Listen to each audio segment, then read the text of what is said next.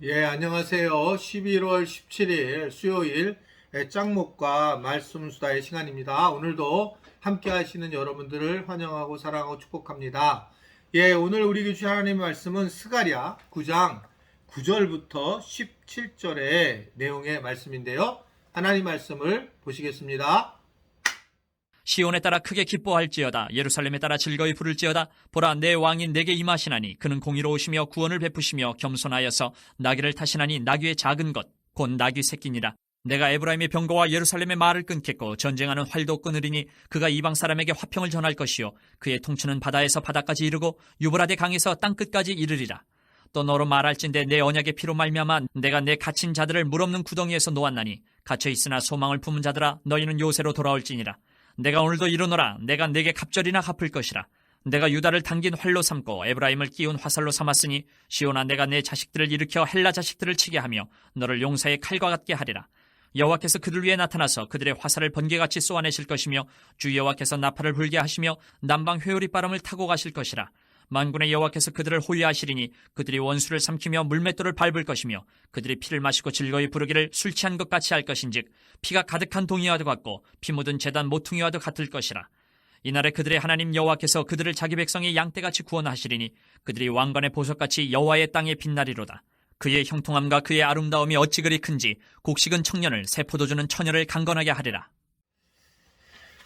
오늘 말씀을 보게 되면 결국 하나님께서 이 스가랴를 통해서 예수 그리스도를 세우신다라고 하는 그런 내용의 말씀이 이제 이 스가랴에 숨어 있는 그런 내용의 말씀입니다. 특별히 스가랴 9장은 이제 메시아를 잘 드러낸 그런 말씀이다. 이렇게 이제 이야기를 하고 있습니다. 하나님은 결국 오늘 말씀을 보면 그 9절에도 그런 말씀을 하고 있잖아요. 나귀를 타게 된다. 구원을 베푸시면서 나귀 새끼를 탄다. 이런 말씀을 하고 있죠. 나귀 새끼를 타신 분이 누구시냐? 예수님이시죠. 예수님이 이 스가랴의 예언에 따라 나귀 새끼를 타면서 메시아임을 드러내고 있는 걸 볼 수가 있습니다. 하나님은 결국은 이 나귀 새끼를 탄 이유는 왕으로 세우셨다라고 하는 것을 말씀을 하고 있어요. 하나님은 예수님을 왕으로 세웠는데 나귀 새끼를 태우시는 거예요. 즉, 이 왕이라는 단어가 우리에게는 세상의 왕으로 생각을 하고 있지만 하나님이 보시기에는 이 왕은 세상의 왕과는 다르다라는 겁니다. 즉, 겸손하게 어린 나귀 새끼를 타는 왕. 그런데 그분은 공의를 가지고 불의한 사람을 갖다가 물리쳐준다. 불의한 일을 물리쳐주신다. 라고 하는 것을 말씀을 하고 있습니다. 대신 이 왕은 하신 일은 뭐냐? 평강의 왕이시다. 평화를 전하시는 왕이시다. 라고 그렇게 생각을 하는 거죠. 평안을 주시려고 왕으로 이 땅에 오셨다. 겸손하게 우리에게 그런 평안을 허락하셨다. 그래서 모든 불의를 제거해 주시고 참된 평화를 주셨다. 이게 이제 하나님께서 우리에게 알려주시는 예수님의 모습이다. 이렇게 생각을 하는 거죠. 우리가 예수님을 믿으면서 변해야 될 부분 하나가 바로 그 결과가 평안을 찾는 거예요. 평안을 우리에게 주신 평안을 너에게 주노라 라는 말씀하시잖아요. 내가 주는 평안은 세상이 주는 평안과는 다르다라고 예수님이 말씀하시죠. 이야기는 결국은 예수님은 우리에게 평안을 허락하신다. 반대로 얘기하면 평안을 우리가 얻지 못한다면 그것은 결국 최종적으로 예수님을 올바르게 믿지 못하는 모습이라고 생각할 수가 있습니다. 자, 이것에 대해서는 아마 반박하시는 분도 계실지 몰라요. 내가 사는 게 얼마나 어렵고 내가 지금 현재 얼마나 고난을 받고 살고 있는데 어떻게 내가 평안을 얻을 수 있을까라고 생각을 하게 되는 거죠. 저도 그 말씀에 공감하는 부분이 있습니다. 제가 복음학교 얘기를 많이 하잖아요. 복음학교가 뭐 다른 복음을 가르치는 것이 아닌데 복음학교를 통해서 제가 경험했던 부분은 복음을 배웠던 곳에서 복음 안으로 들어가 본 개인적인 경험을 하게 되었습니다. 복음 안에 들어가 보니까 내 삶을 다 지배하는 게 복음이라는 걸 알게 되었어요. 그전에는 뭐냐면 예수님이 나의 구세주고 내가 그분을 통해서 구원을 받았다.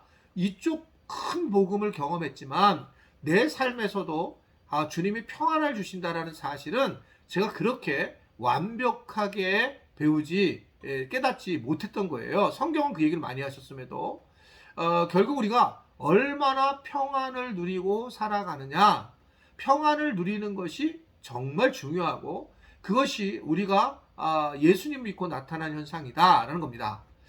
사람들이 특히 그 유대인들이 서로 인사를 할 때 샬롬 이렇게 인사를 하고 또 성경을 보면 누가복음 보면 예수님이 우리에게 뭐라고 말씀하냐면 너희가 누구네 집을 방문할 때든지 간에 평안이 있을지어다 라고 인사를 하라고 말씀을 하세요. 이것은 우리가 이 땅에서 얼마나 샬롬의 삶을 살아가는 것이 중요한가 그것을 우리에게 말씀하시는 거라고 저는 생각을 하게 됩니다. 기쁨, 즐거움, 평안을 누리는 것. 예수님을 믿으면 그런 것이 너무나도 당연하다. 왜? 바로 이 평강의 왕이신 예수님이 완전하게 우리에게 구원을 이루어 주셨기 때문이다라고 하는 것을 말씀을 하죠.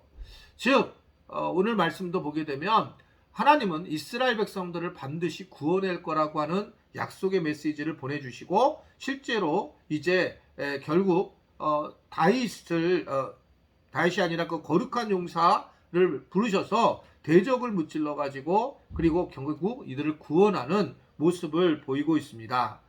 하나님은 그래서 예수 그리스도의 보혈의 은혜를 통해서 우리로 하여금 그 언약을 성취해 나가시는 모습들을 우리에게 전해주고 있습니다. 우리가 때로는 포로된 자같이 가짜 대같이 그렇게 절망 속에 살아갈 때가 있지만 희망을 가지면서 소망을 가지고 절망하지 말아야 된다. 오늘 보면 16절에 보면 우리를 생각하시는가? 이날에 그들의 하나님 여호와께서 그들을 자기 백성의 양떼같이 구원하시리니 그들이 왕관의 보석같이 여호와의 땅에 빛나리로다라고 그렇게 말씀을 하고 있습니다. 우리를 왕관의 보석처럼 우리를 빛내실 것이다 라고 그렇게 말씀을 하고 있는 겁니다. 때가 되면 우리가 이 구원의 날을 이겨내서 그러한 삶을 살게 하셨다라고 하는 것이 오늘 우리에게 주시는 내용의 말씀입니다. 아무쪼록 우리가 샬롬의 삶, 평강의 삶을 살아가는 것이 중요하고 오늘도 우리가 무슨 일든지 많이 당할 텐데 그 당할 때마다 샬롬, 평강 이것이 더 중요한 하나님을 믿는 우리가 누려야 될 부분이라는 것을 알고 모든 것들을 주님 앞에 맡기면서 왕이신 주님 앞에 우리가 하나님의 자녀로서 세워져 나가고 또 샬롬을 누릴 수 있기를 바랍니다. 그러한 은혜가 각각 곳곳에 있는 그러한 은혜들을 누릴 수 있게 되기를 주님의 이름으로 부탁을 드립니다. 우리는 보석 같은 왕관의 보석 같은 사람이다. 우리는 왕관의 보석과 같은 사람이다. 이게 내가 한 말이 아니고 하나님이 우리에게 말씀하셨습니다. 왕관의 보석 같은 사람. 바로 여러분은 왕관의 보석 같은 사람이에요. 굉장히 훌륭한 사람입니다. 왜냐하면 예수님을 믿고 있기 때문에 그렇습니다. 우리는 부족해도. 그러한 당당함을 가지고 오늘도 평화의 샬롬의 평강의 삶을 살 수 있게 되기를 바랍니다. 기도할게요. 오늘도 주관하셔서 우리에게 참으로 예수 그리스도의 은혜를 깨닫게 하시고 샬롬의 삶을 살아가기를 원하시는 그 주님을 다시 한번 만나게 하시니 감사합니다. 비록 어려운 삶이지만 늘 샬롬을 우리가 누리며 왕관의 보석과 같은 하나님이 우리를 이렇게 만드셨다는 것을 기억하면서 우리가 주님 나라 가기 전까지 참으로 주님의 영광을 위해서 기뻐하며 평강을 누리며 살아갈 수 있는 우리 모든 지체들이 되도록 도와주옵소서. 예수님의 이름으로 기도드리옵나이다. 아멘.